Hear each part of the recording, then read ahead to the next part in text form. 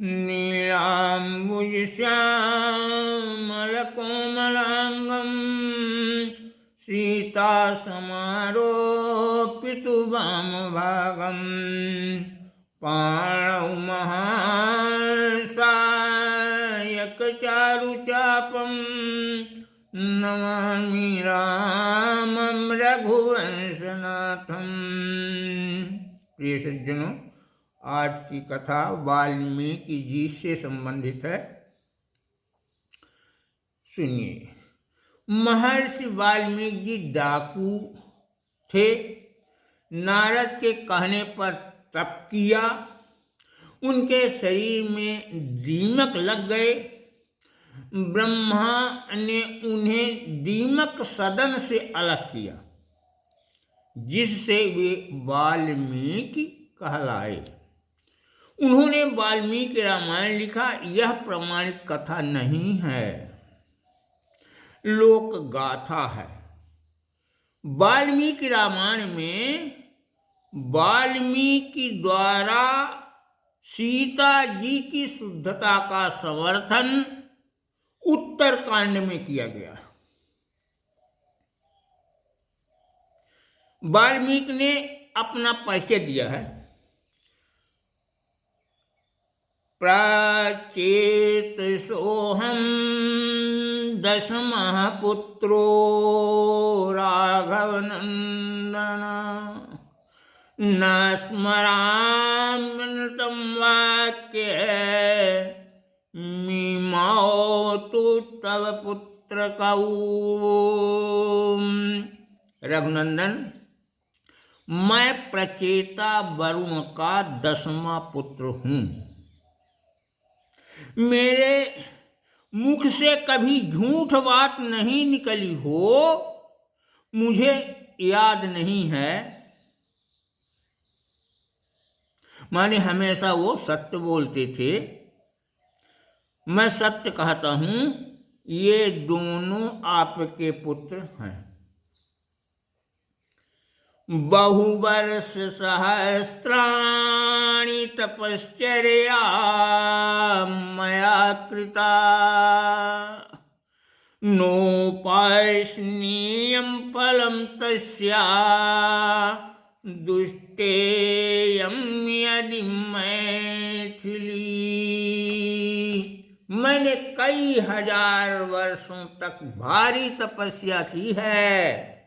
यदि मिथिलेश कुमारी सीता में कोई दोष हो तो मुझे उस तपस्या का फल न मिले।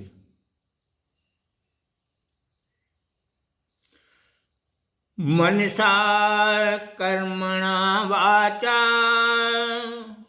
भूतपूर्व न किल्बिषम् तस्याहं फलमश्नामि अपापा मैथिली यदि। मैंने मन, वाणी और क्रिया द्वारा भी यह पहले कभी कोई पाप नहीं किया है। और डाकू वाले वाल्मीकि तो बहुत पाप किए हैं। यदि मिथिलेश कुमारी सीता निष्पाप हो तभी मुझे अपने उस पाप शून्य पूर्ण कर्म का फल प्राप्त हो। अहं पंचसु भूतेषु मनः षष्ठेषु राघव विचिन्त्य सीता शुद्धेति जग्रावन निर्झरे। रघुनंदन, मैंने अपनी 5 इंद्रियों और मन बुद्धि के द्वारा सीता का परीक्षण भली भांति किया है और इसके बाद उनको अपने संरक्षण में लिया है। यह मुझे जंगल में एक झरने के किनारे मिली थी। सज्जनों, यदि वाल्मीकि दलित डाकू वृत्ति वाले होते तो मैंने पहले भी कभी पाप नहीं किया है।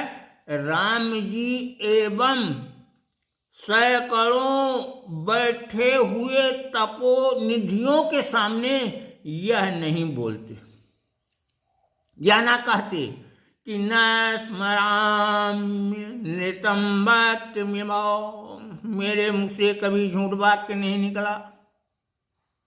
लोक गाथा के अनुसार रत्नाकर एक डाकू था। भील परिवार में उसका जन्म हुआ था। वह पाप कर्म कर उससे अर्जित धन से माता पिता स्त्री का पालन पोषण करता था। जंगल से निकलने वाले व्यक्तियों को मार पीट कर उनके पास जो कुछ धन होता उसका अपहरण कर लेता था। एक दिन रत्नाकर को नारद मिल गए। वह उनसे कहा, जो कुछ लिए हो यहीं रखकर चले जाओ, अपने प्राण बचाओ। नहीं दोगे तो तुम्हारे प्राण ले लूंगा। महर्षि ने कहा, पाप तुम क्यों करते हो? पाप पुण्य मैं कुछ नहीं जानता। मुझे धन चाहिए जिससे मैं अपने परिवार का पालन पोषण कर सकूं। नारद के प्रभाव से उनमें कुछ सोचने समझने की शक्ति आई। एक काम करो, तुम अपने परिवार के सदस्यों से पहले पूछ कर आओ, जो तुम पाप करते हो क्या उसमें वे हिस्सा बटाएंगे? बहुत चालाक हो। पूछने चला जाऊं और तुम भाग जाओ। मैं यहाँ बैठा रहूंगा, जब तक बैठा रहूंगा जब तक तुम यहाँ नहीं आ जाओगे। यदि तुम्हें विश्वास न हो तो मुझे किसी वृक्ष में बांध दो। फिर क्या? उस डकैत ने नारद जी को वृक्ष में बांध दिया। रत्नाकर नारद जी को बांधकर अपने परिवार से पूछने गया,